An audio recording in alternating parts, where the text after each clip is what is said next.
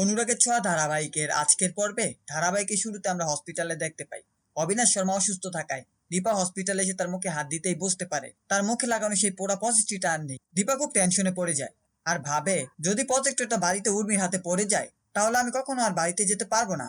সোনা এবং ডাক্তার বাবুকে কখনো দেখতে পাবো না। ডাক্তার বাবুকে কি আর সুস্থ করা হবে না? এবং দীপা এটাও বলে যে তবে এখন আর আমি এসব নিয়ে ভাবতে চাচ্ছি না। অবিনাশের কাছে আমাকে যেতেই হবে। অবিনাশ আমার পরম বন্ধু। এখন আমাকে অবিনাশের খুব প্রয়োজন। পরবর্তী সিনে আমরা সেনগুপ্ত বাড়িতে দেখতে পাই সূর্য ঘুম থেকে উঠতেই দীপা দীপা করতে থাকে আর বলে আমাকে দীপার কাছে যেতেই হবে। আমি দীপার কাছে যাব, আমাকে যেতে দাও তোমরা। অন্যদিকে আমরা সেনগুপ্ত বাড়ির বাগানে দেখতে পাই সোনা কৃষ্ণকে চর মারে আর বলে তুমি এটা আমার সাথে কি করে করতে পারলে? সোনা চিৎকার চেঁচামেচি শুনে সবাই বাগানে এসে সোনাকে জিজ্ঞেস করে কি হয়েছে। তখন সোনা বলে কৃষ্ণ আমাকে মেসেজ করে এখানে দেখা করতে বলেছে। সোনার কথা শুনে কৃষ্ণ অবাক হয়ে যায় আর বলে আমি তোমাকে কখনো মেসেজ করিনি, তুমি তো আমাকে মেসেজ করে এখানে দেখা করতে বললে, তাহলে এখন কেন সবার সামনে এসব কথা বলছো সোনা? সোনা রেগে যায় আর বলে তাহলে কি আমি মিথ্যে কথা বলছি? শয়তান বাজে ছেলে একটা। এদিকে রূপা এসে কৃষ্ণকে জিজ্ঞেস করে কেন সে সোনাকে মেসেজ করে এখানে ডেকেছে। কৃষ্ণ বলে রূপা বিশ্বাস করো আমি সোনাকে মেসেজ করিনি। আমি সোনাকে আমার বোনের চোখে দেখি আর আন্টিকে আমার নিজের মা ভাবি, তাহলে আমি কেন সোনার সাথে এরকম করব? আমি ওর সম্মান রক্ষা করতে চাই, ওটা নিয়ে চিনিমিনি খেলতে চাই না।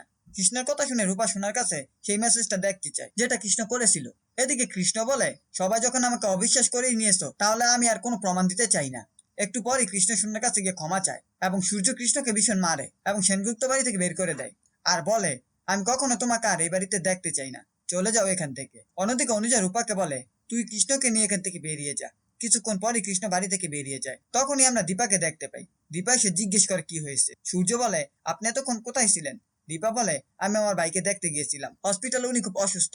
একটু পরই সবাই বাড়ির ভিতরে চলে আসে। এদিকে দীপাকে দেখে রূপা মা বলে জড়িয়ে ধরে, সেটা উর্মি চোখে পড়ে যায় আর বলে নিজের মা মনে করে জড়িয়ে ধরলে তাই তো? এবং উর্মি এটাও বলে যে তুমি বাড়ির ভিতরে এসো, সমস্তটা বুঝতে পারবে। একটু মোড় ঘুরে আমাদের সেনগুপ্তের বাড়ির ভিতরে দেখানো হয়। দীপা মনে মনে ভাবে কি হয়েছে কিছুই তো বুঝলাম না। কৃষ্ণ বাড়ি ছেড়ে চলে গেল। এদিকে সোনাও কান্নাকাটি করছে, রূপার সাথে যে একটু কথা বলবো সেই সুযোগটা পাচ্ছি না।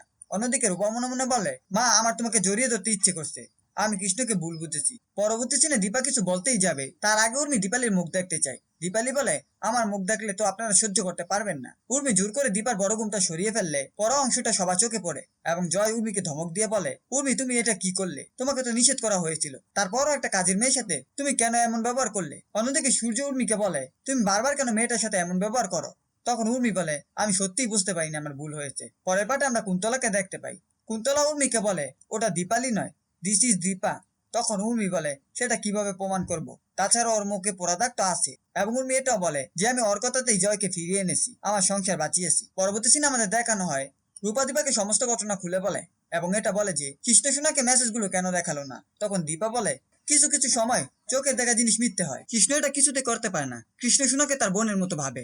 আর তাছাড়া তুই দেখলি না বোনের সম্মান রক্ষা করার জন্য সব দোষ নিজের গাড়ি নিয়ে বাড়ি থেকে চলে গেল।